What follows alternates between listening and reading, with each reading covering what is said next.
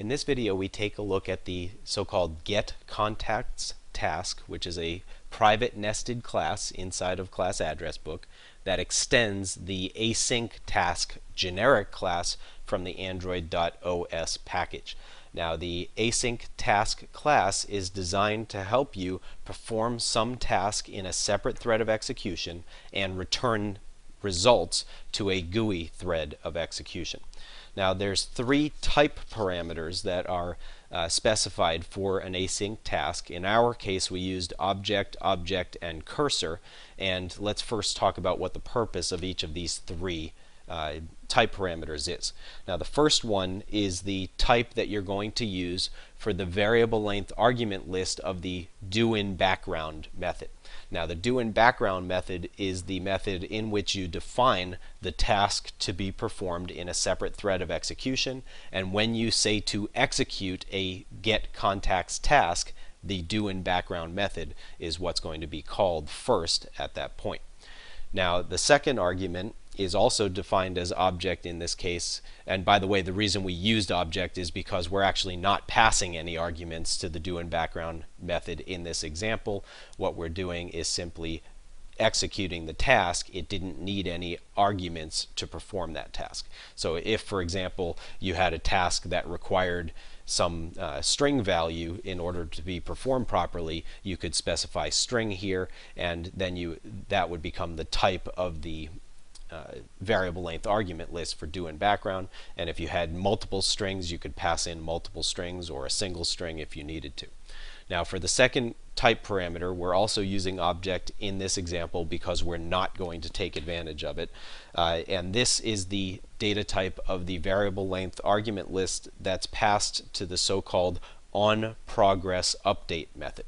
Now, we're not overriding the onProgressUpdate method in this example, but if we had overridden it, it would be a way to get intermediate results back from the separate thread of execution that's performing the task. In our case, we just want the final results, so we're only going to override doInBackground to perform the task and onPostExecute to get the results back in the GUI thread when the task completes.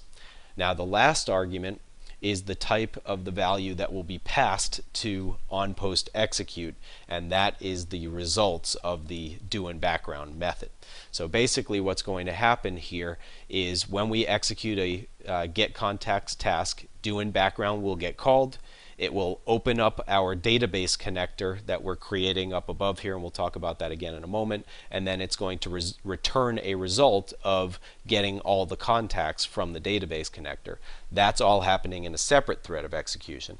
Then automatically, when the doInBackground method completes, in the GUI thread of execution, onPostExecute will get called, and that's where we will then take the cursor results and bind them to our list view in the address book activity.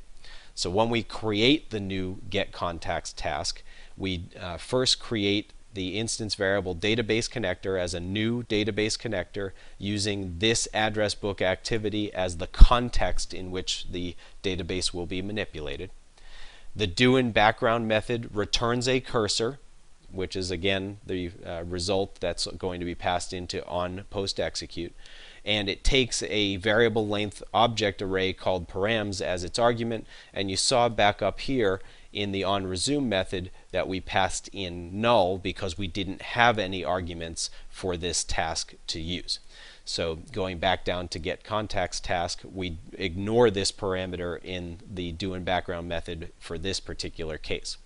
Now, database connector is the last class we'll look at in this example, and basically it encapsulates all the interactions with the database in the example so that we can simply call methods of our database connector to perform the tasks. So first thing we do is create the new database connector, and again it's being manipulated in the address book activity, so that's the context. Then in the doInBackground method, we open a connection to the database, and as you'll see, this method is going to get a so-called writable database, which allows us to create the database if it doesn't exist, or interact with the database for both reading and writing if it does exist. And at line 76, we're then going to return the result from this method of calling database_connector.getAllContacts. And as you'll see, that's going to query the database to get all the names of the contacts in the database, and that method will return a cursor object, which in turn will be passed into onPostExecute when doInBackground finishes executing. Now the overridden onPostExecute method receives the cursor. That's the third type parameter that's specified when we extend AsyncTask. And when this method gets called, it will automatically be called specifically in the GUI thread of execution. So at that point, we can interact with our contact adapter and tell it to change its cursor to the result that we just got, which presumably could also include updated data that was stored in the address book. And at that point, we can then close the database connector because we're no longer going to be interacting with the database. We're simply going to use the cursor to populate the data in the list view. One other thing I should point out, when you have an async task, once you execute it, you cannot re-execute it. So every single time you want to perform the GetContactsTask, you create a new object of this class, call its execute method to perform the task, and as soon as that's done, the object is no longer usable. And that, by the way, is one of the reasons back up here in onResume that we didn't assign the reference returned by new to a variable, because we just want it to go away once the task has finished.